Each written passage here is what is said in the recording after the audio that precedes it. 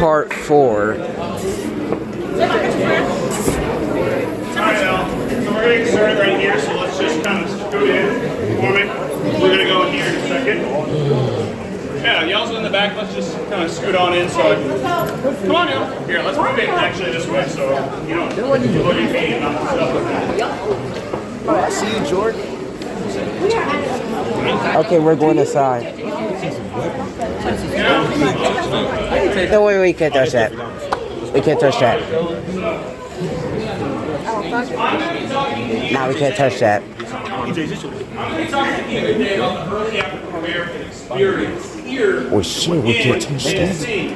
Now, here's the thing. My whole point of talking to you about this is to ingrain into your head that these are people just like me and you. They have a variety of different experiences, life, hopes, and dreams. Neat. And their stories are just as important as every other person's story.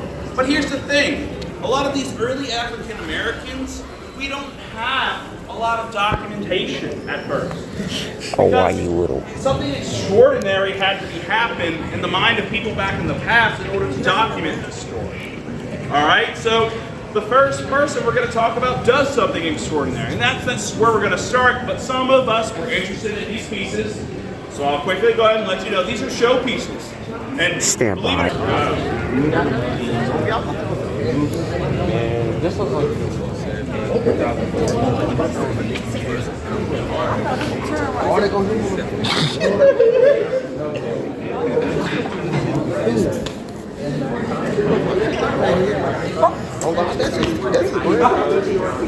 They did. Oh. I almost tripped over. I'm the first one. I'm the first one. We're going to talk about this guy right here. We're going to talk about the dollar bill. My name's Phil. 1960. All right, y'all, come on in. We're going to talk about this guy, so I want to make sure y'all come on in. I want to make sure everybody can see this dude. Ramazan, all right, so this right here is a man named Abraham Lettuce. Now, he's one of those extraordinary examples I was talking about. He was an enslaved African-American man brought in here by some of the first European... Of course you are. Stand by. Alright, you're old enough. You're high school. Alright, so here's the thing. Everybody thinks that we historians are static. What I mean is we don't evolve, we don't change. That's not what history is. It's an active process of being attacked.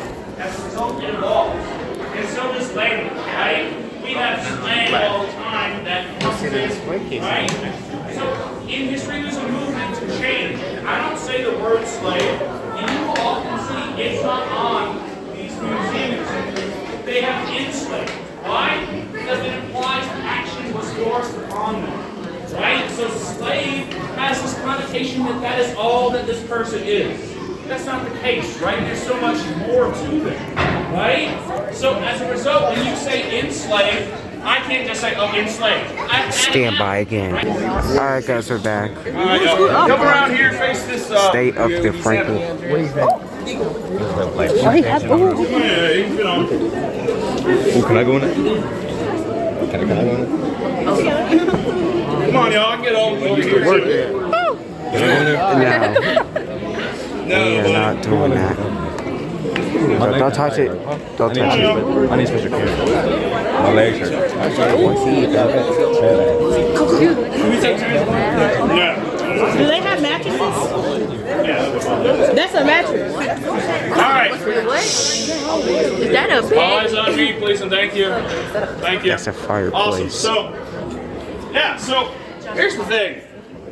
Is you're going to see Tennessee obviously eventually become a state. And at first, European settlers, they're going to stay in cabins like this. So is the freed African American population and the enslaved African American population. But what happens over time is these Europeans, eventually the Americans and Tennesseans, etc., they start getting larger homes, oftentimes built on the back of these enslaved men and women, while enslaved African Americans stay in homes these size for Constitution, technically African American men could vote. But let me let you know this: we have no documentation that it happened. Why? Because you had to have property in order to vote. We're not supposed to. And oftentimes, as a result of a lot of different policies in place, it was hard for African Americans to gain that property in order to vote. And even if they did, it would be dangerous. So, even though it was legal, that doesn't mean it happened. Now, a lot of African Americans, despite all this, are overcoming obstacles and owning businesses. We have an amazing example of this here in Tennessee, in Nashville, Tennessee. An African American woman by the name of Sarah Estel owned a Alright guys, that's gonna be it. Okay guys, this is part 5. This is part 5. Oh, y'all look at the flag. Look how old it is. Yes, what the? Why is these weapons here?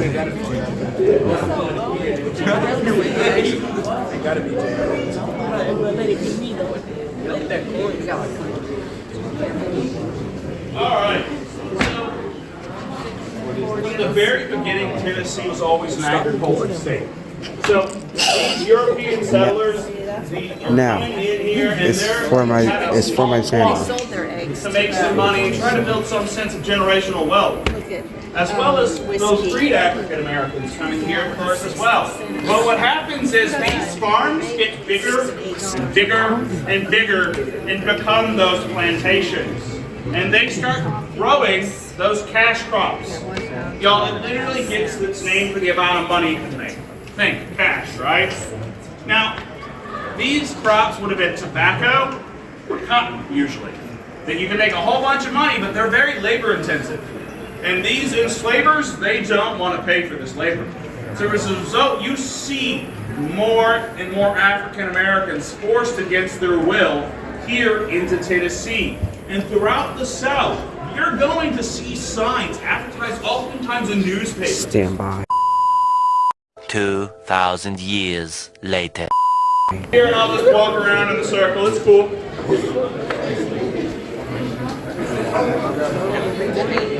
All right. So before we get going, Y'all need to come in and get. y'all have been really good. But let's remember as I start talking about this stuff, to get one way you can also honor people from the past is to be respectful of their stories, right? So when I'm trying to relay some of this information to you about their experiences, let's try to be respectful of these people, right? Once again, their stories have importance just like everybody else's. Now, like I said earlier, the reality is a lot of African Americans here in the state of Tennessee were enslaved. But we don't, once again, want to think of it as only working in the fields. But African Americans have a variety of skills, personality, and jobs.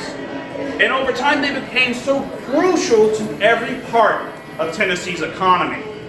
Take, for example, this pair of pants from around 1852. Now, it would be African American labor that was used to plant this material on the Underground Railroad. It's not, as you know, a literal railroad. It stops along the way to freedom. That's why it took those courageous people like Harriet Tubman risking their own lives coming back into the South to lead people. Right? But here's the thing, it was dangerous. If you were caught, you were more than likely either be murdered or face extremely harsh punishment. So, all right, so we have those two. Now think about tools. What do you think happens every day, and I mean every day, on every plantation, not just in the United States, but across the entire world in this period? Well, yes, but think about the tools. We're talking about resistance. Tools and resistance. What happens every day? What do you think is going to happen to these tools? They don't take them. They're going to take them. How about break them? This is one of the most common forms of resistance. It happens every day. On every plantation, they're going to break these tools. You can make it look like it's natural. You can make it look like it happened just because. Not only does it cost that enslaver money to replace, you're slowing down the production of labor. You're costing that person more money. This happens all the time on every plantation. But the next one is the most important form of resistance. Maintaining and developing culture. The whole point of slavery is to take away these people's sense of humanity. On every plantation, you have these men, women, and children developing religion, their own different slang and terminology for communicating, recipes, religion. This is the most important form of strategy. Okay, now we're on the next stage. Get out of here.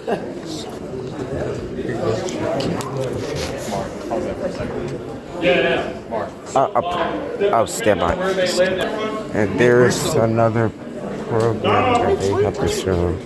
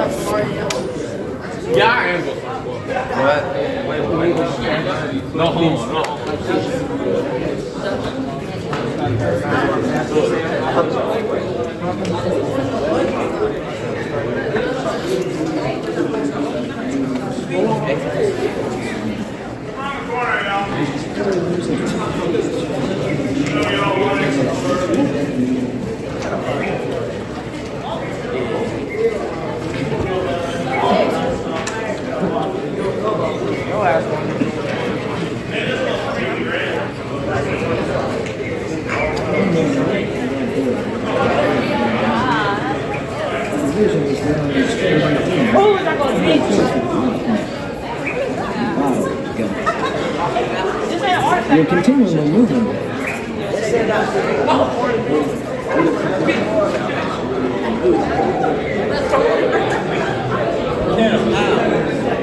He's looking at me.